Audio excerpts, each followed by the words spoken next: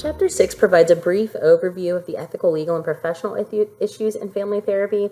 But just know that various organizations have their own codes of ethics, and we could go into great length. There are entire courses just developed over ethics. So again, this is a very brief discussion of ethics and legal issues in regards to family therapy.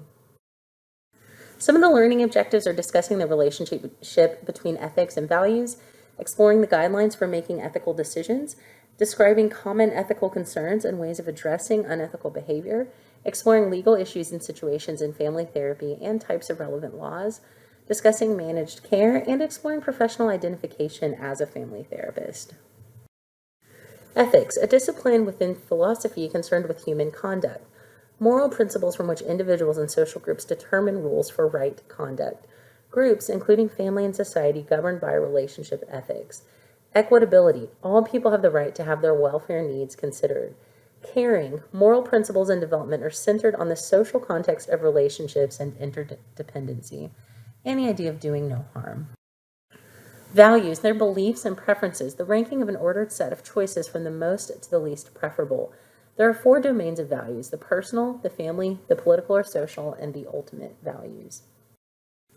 Guidelines for making ethical decisions, codes of ethics. And as I said, professional organizations have published codes of ethics that govern behavior and guidelines. Various educational resources, professional consultation with experts in the field, interactions with colleagues and supervisors, family therapy supervision, bug in the ear supervision, meaning someone is actually guiding you or helping you or providing support as you are being supervised in therapeutic settings, and metaethical principles. So things that govern beyond just one specified set of ethic guidelines or laws, but again, kind of the underlying value sets or ethics there. Metaethical principles, autonomy, the right of individuals to make decisions and choices. Non-maleficence, the avoidance of doing possible harm to a client through one's actions. Beneficence, doing good and promoting the welfare of the client. Fidelity, being trustworthy and loyal and keeping one's promises. Justice, treating people equally. Scaling, taking a single element of a problem and scaling it against a particular ideal. A reductionist and unemotional design is best as part of ethical decision-making rather than the foundation of it. It's a good approach. Our good approach is to use it with the metaethical principles. Common ethical concerns. Confidentiality, here's a case listed that you can read more about in the text, but that looks at one of the major ethical concerns and how this was established. Gender issues, sex between therapist and a family member. We're looking at boundary violations here, dual relationships, theoretical techniques, multicultural therapy issues, and the use of the internet for online therapy or telemedicine. Avoiding unethical decisions, sometimes consulting with colleagues, studying cases, operating from a theoretical position that's established, particularly through research, developing policies and strategies beforehand to guide behavior, and receiving supervision or peer consultation. These are all ways to help manage difficult or challenging ethical decisions, especially gray areas, to avoid making unethical decisions.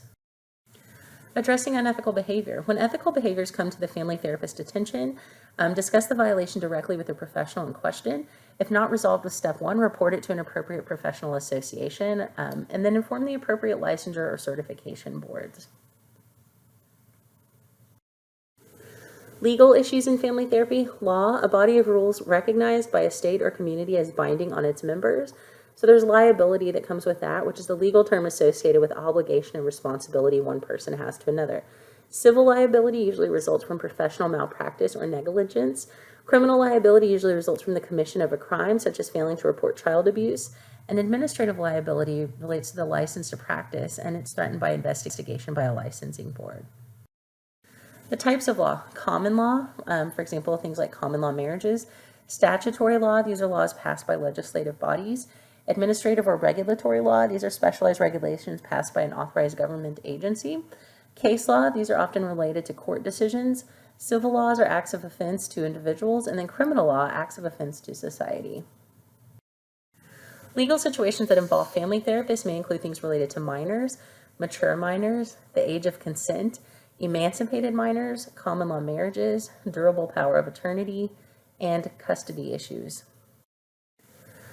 Participation by family therapists in legal situations. We may also see expert witnesses, child custody evaluators, reporters of abuse, and that could be physical or sexual abuse, and also as a court-ordered witness. Issues of law and family therapy: malpractice, the failure to fulfill the requisite standard of care. Records would be written notes and documentation from various sessions. And liability insurance is a must when practicing as a licensed marriage and family therapist. Being insured for any period of time can be very dangerous. And so, again, our goal is to provide services to reduce harm, to provide care for our clients, but it's also important for us to protect and to be protected liability-wise. Managed care emerged in the 1980s to change the fee for healthcare system. By 2000, approximately 60% of Americans enrolled in healthcare programs covered by managed care contract, and this continues to increase. Managed care affects family therapists in the following ways: the availability of practitioners, the length of treatment, the type of treatment received, and the compensation received. Managed mental health care is a branch of managed health care that focuses on mental health services. The utilization review requires written justification for treatment and a comprehensive treatment plan. The capitated contract agreement to provide services for a per person per year fee, and the care pathway guidelines or timelines for diagnosis and interventions. Professional identification: characteristics of marriage and family therapists. Organizations associated with family therapy and may also be related to licensure include the AAMFT, the AFTA, the Division 43 of the APA, the American Psychological Association, and the Society of Family Psychology, the IAMFT, and the NCFR. There's a lot of different specialized education for family therapists, especially as connected to licensure and completion of an accredited program. And then there are various issues in professional identification in terms of the labels that you're allowed to call yourself, how you're allowed to market yourself, and the clients that you're able to see. So again, there are a lot of considerations here. As I said, this was just a brief overview.